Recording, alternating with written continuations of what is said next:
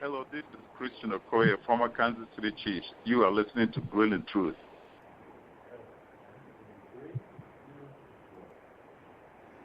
Hey, everybody. Welcome to the College Football Legends Show on the Grilling Truth Sports Network. I'm your host, Mike Goodpaster, and we have a special guest today, formerly from the Alabama Crimson Tide, and you can hear him weekly on the College Football Weekly show with us. Help me welcome to the show, Bill Searcy. How you doing, Bill? Hey, I'm good. Glad to talk to you guys today. Hope everything's good up that way. Oh, it's good. It's actually nice out. It's similar to the weather you have right now. Unfortunately, we only get that for like 4 months out of the year. Hey, you can have it.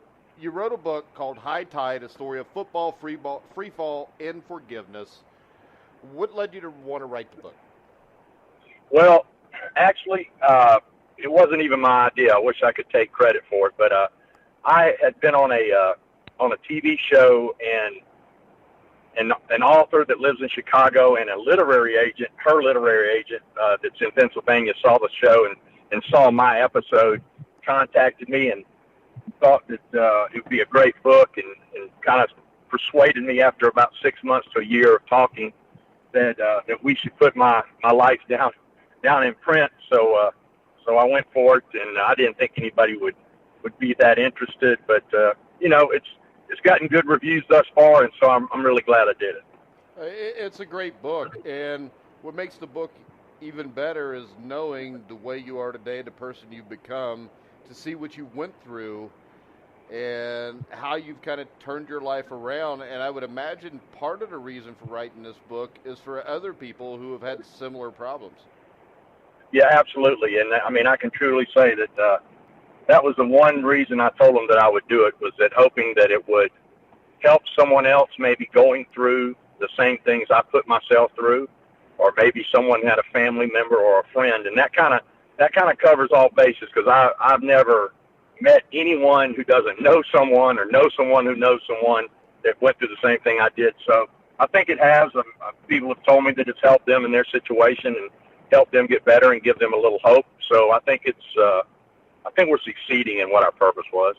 Now, I know you grew up in Georgia. Your father ended up being a state senator. He was a civil rights activist in the 1960s, which meant, there's a lot of fire there, if you know what I mean, and you had a lot of dealings with the Klan. How do you think maybe some of your earlier life events maybe led you on the path you ended up on? Well, I'm not sure if that part of my life actually led me to that. I will say this, that my dad, as you just said, he was a politician and a Democrat, and the one thing he believed in was he believed in treating everyone equally, and taught me that, and tried to kind of form my life around that also. And he was always supported in his elections by NAACP, and that caused obviously a little rub with the boys in the Klan. And we went through some threats and had to have police protection and all those good things when I was a kid. But I think what it did teach me was that how important it is to respect everyone and to listen to everyone's opinion. It doesn't mean you totally agree, but at least listen to their opinion. And then as I moved into athletics, obviously, I had a lot of teammates that were African-American, and so I played and lived when, ate and slept and everything else all together. And so, you kind of, in sports, I think one of the great things about sports is you become colorblind, and that's a good thing. Especially these days, it's a good thing. And what I really hate is to see what's going on today with the separation and white and black. And I thought we were getting close to being done with that, but obviously not. Yeah, but I think we're a lot closer to being done to this than people realize. I think that's something that the media kind of perpetuates anyways, because I live in Indiana, and I don't know that many people that are overtly racist, and I think it's something that they do a lot of times just to get us fighting amongst each other. Oh, I agree with that. Obviously, I live in Alabama. I live in the Deep South. I grew up here, and so I've seen it, and I can say that I saw it a lot more in earlier years. And obviously Birmingham, where I live, was a hotbed of turmoil, and in the 50s, 60s, and on in the 70s, and it still exists to a certain extent everywhere, and hopefully in our lifetime maybe we'll see that be almost rubbed out, if not completely. But anyway, it's an unfortunate situation. But once again, what I love about sports is it usually brings guys together, and you just become colorblind, and they're just teammates, and you're trying to pull for a common cause, and that's what we should be doing in life anyway. Yeah, and from what I read in the book, you were a outstanding athlete when you were younger, and that kind of all changed in high school. You ended up going to a Catholic high school. It was also a military school where you had to be a member of the ROTC. I'm sure the ROTC probably didn't fit with what you wanted to do. and you are assuming right, my friend. And ironically, the reason I got sent to the Catholic school was what we were just talking about. It was a time of when they started busing students across town and mixing students from different parts of town. There were just riots every day, and I was in what they now call middle school, or junior high as we called it. And so finally my dad said, look, I'm tired of coming and getting you and pulling you out of school and missing school. And so, next year you're going to this private school. And so I ended up loving the school, but the first year there I was completely miserable. And really it was because of ROTC, and the discipline and the uniform and everything goes along with it. I just wasn't a military person. Yeah, your high school coach was Jim Walsh. You want to talk a little bit about Coach Walsh? Great high school football coach. I can't tell you his lifetime record, but I can tell you when we were there, we had great teams, and usually the best team in the city, at least in my era. And he also benefited from what I just talked about. So you had a lot of athletes from around our area come to the same school in 1974, I guess. Maybe I was a freshman.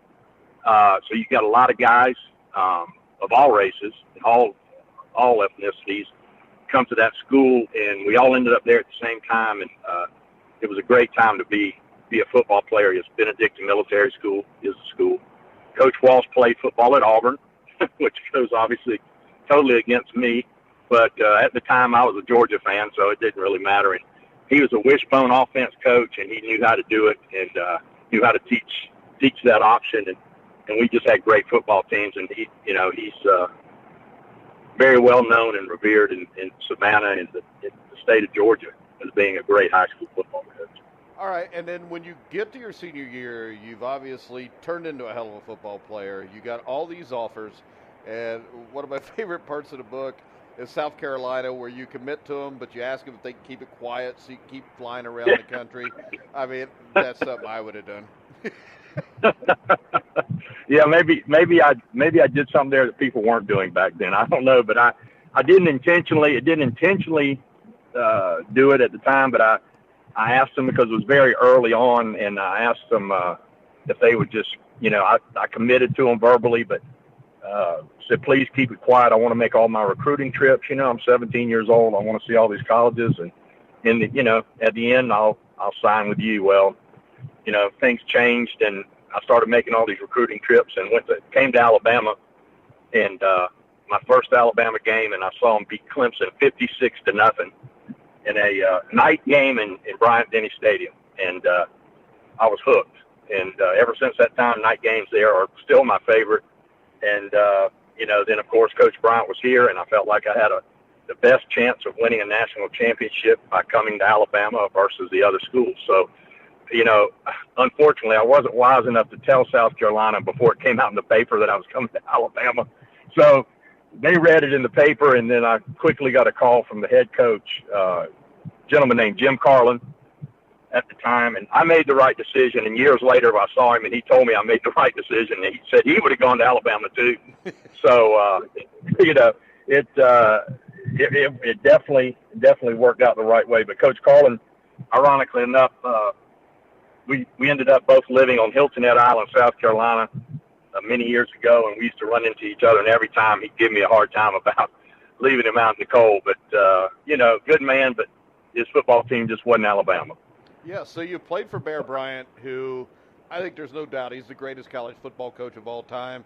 I know we had Jackie Sherrill on last week on the Legends Show, and it's plain to see when you talk to guys like Jackie Sherrill, and I know I've talked to you before about it, other Alabama players, that Bear Bryant is still special to you guys. What made it so special playing for Bear Bryant at Alabama? It had to be more than just the wins. Well, yeah, you're right. And it's hard to explain, but he, from day one when you were there, he made it very clear that we were going to do and he was going to do everything possible in his power to make us great football players, a great team, but also men. And that he was going to try to make sure that we grew up and became good men in addition to great football players, and that we were a family and that family stuck together no matter what, good and bad, and that we would keep this would be a good rule for some to have today, as you will hear. He agreed that family keeps their dirty laundry in-house, and we resolve our own issues ourselves, and it's not for public consumption and for the press and everybody else. So we kind of learned pretty quick that we were there to protect each other. And then he went on to say that, once we were long gone from Alabama and he was going to be gone, that as adults, that if one of us got themselves in trouble and needed help, that we would all rally together and we would help that brother, whatever it happened to be, So we all took that to heart, and we lived it while we were there, and we still live it now, man, because when I go to reunions, and there's some guys that I may not have seen in 20, 30, even 40 years, it's like you never miss a beat, and it's because we have that same blood running in our veins, and those things he said to us never went away. And I think we all, no matter what happens in our life, I think we all remember what he said and how he said it, and it really impacts our lives. All right. The other thing that sticks out to me that I have to bring up is the fact that you didn't like schoolwork. You took the easiest classes you could find, and you did screw up on one of those picks, wilderness education. You want to tell us a little bit about the final exam of wilderness education? See, now, unlike a lot of interviewers, I know now you did read the book because that's something that you wouldn't have picked out from the cover. I was, you said it right. Unfortunately, I wasn't very intelligent in the schoolwork, and I just didn't put any effort into it. And so I had to have one more class to become eligible. And you only had to have 24 hours a year to be eligible, so that wasn't a real heavy load. But I needed 3 more hours in the last semester of summer school, which ended right about the time two-a-days were going to start. And so it's kind of a do-or-die situation. And so I said, well, wilderness education, that looks easy, like basket weaving or something. But I didn't know that it included, learning how to read a compass and going out in the woods and finding your way around by yourself, and then you should have just taken basic tennis the way I did at Indiana State. Hey, I wish I'd have known you then. You could have given me that advice. But the kicker was the final exam was they took you out, or the professor, who was an ex-Vietnam vet, by the way, took you out into the middle of it's called Talladega National Forest here in Alabama, which is huge national forest, and he drove you out or see anything and dropped you, and all you had, if I remember correctly, all you had was like a knife and then a jar or a bottle of water, and that was it. There was no sleeping bag, no tent, no matches, nothing. And so to add to that, I had sprained my ankle and I was on crutches, and so even if something had got after me, I couldn't get away. And so I backed myself up against a tree, sat up against a tree, and just sat there through the night, never obviously falling asleep, and had to spend the night. But I passed the course, man, and got eligible for that year, so it worked out all right. All right, now they redshirted you your freshman year there, first year you get there, and they tell you they want to switch you from defense to the offensive line. That had to be something that came as a shock to you also. Yeah, it was a huge shock, and I had this perception that I was probably one of the greatest linemen that ever lived on defense, but obviously I was wrong. And we had never mentioned or talked about going from defense to offense because I had never played offense. It was always defense. And but it became apparent fairly quickly that I was more suited to be an offensive lineman, and obviously I was against it, but didn't really have a choice if I wanted to stay at Alabama.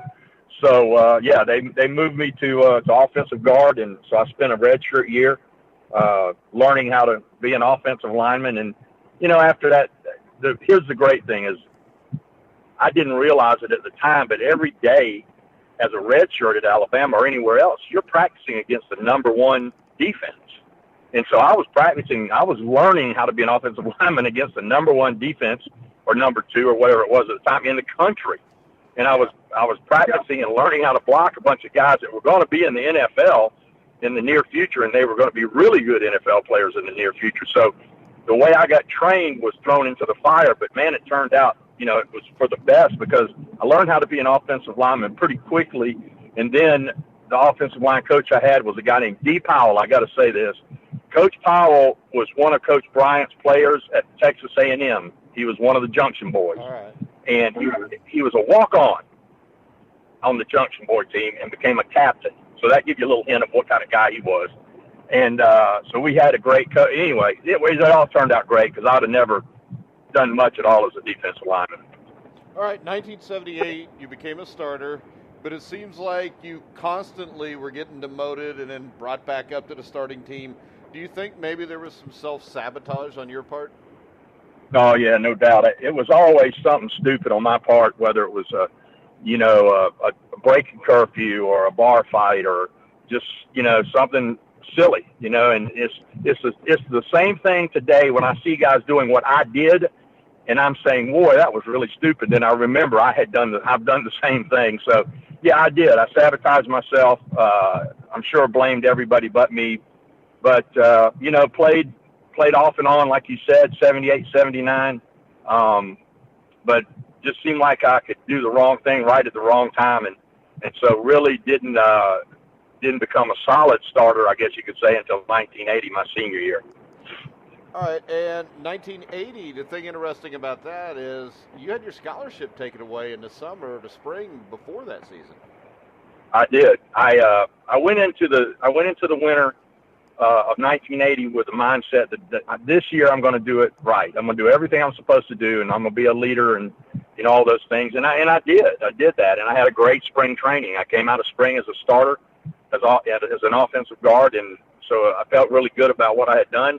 And the last day of school, the spring of 80, everybody's getting ready to go home for the summer, and Coach Bryant calls me to his office and tells me that he has had this revelation that the best thing for the team is for him to take my scholarship, and that I can come back as a walk-on.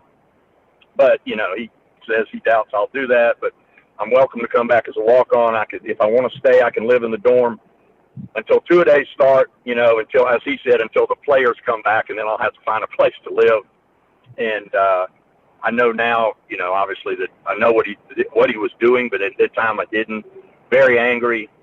Told him I'd let him know what I was going to do. Called my mother right away, and my mother said, well, what are you going to do?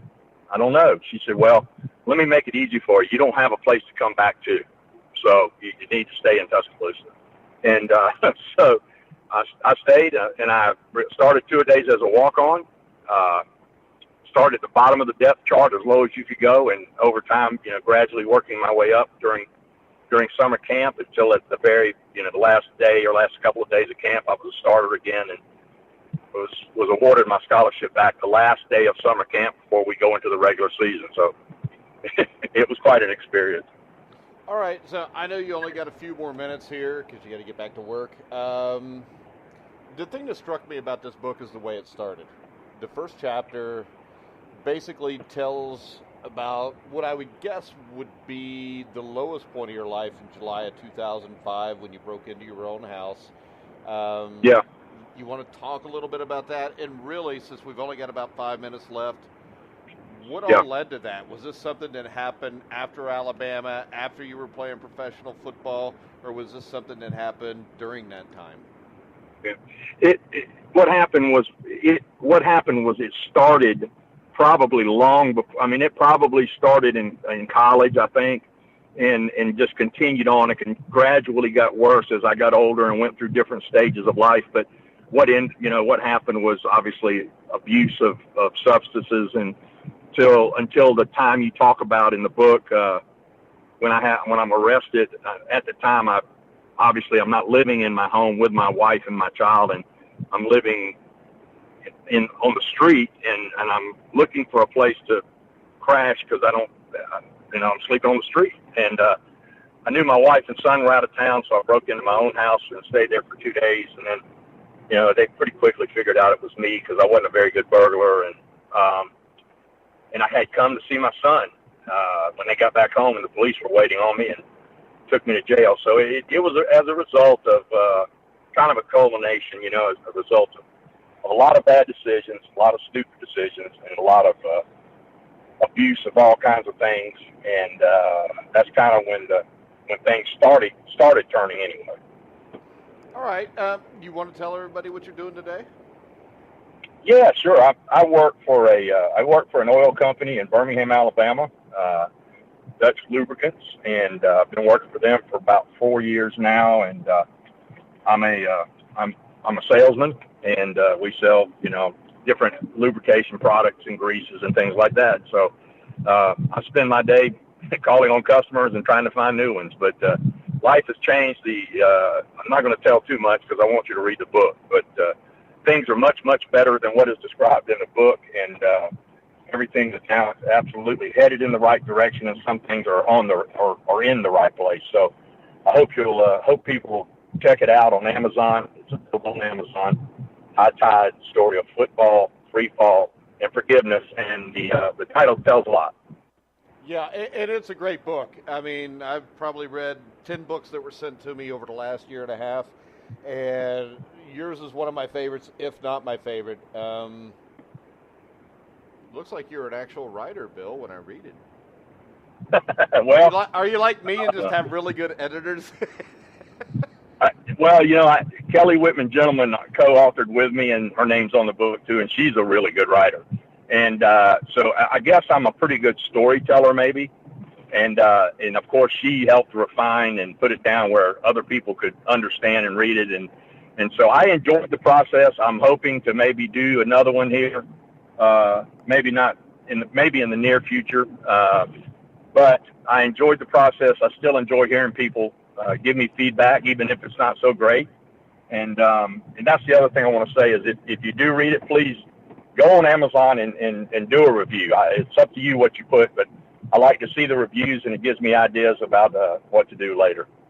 All right, Bill, I want to thank you for coming on the show. I want to remind people, go to Amazon, look for High Tide by Bill Searcy. Absolutely, it's a great read, definitely worth the money, definitely worth the time, so make sure you check it out. I want to thank everybody for listening to our show today and remind everybody you can hear us on iHeartRadio, iTunes, TuneIn, Spreaker, Stitcher. Wherever you find sports podcasts, you'll find The Grueling Truth. So for Bill Searcy, I'm Mike Goodpaster. You've been listening to The Grueling Truth, where the legends speak.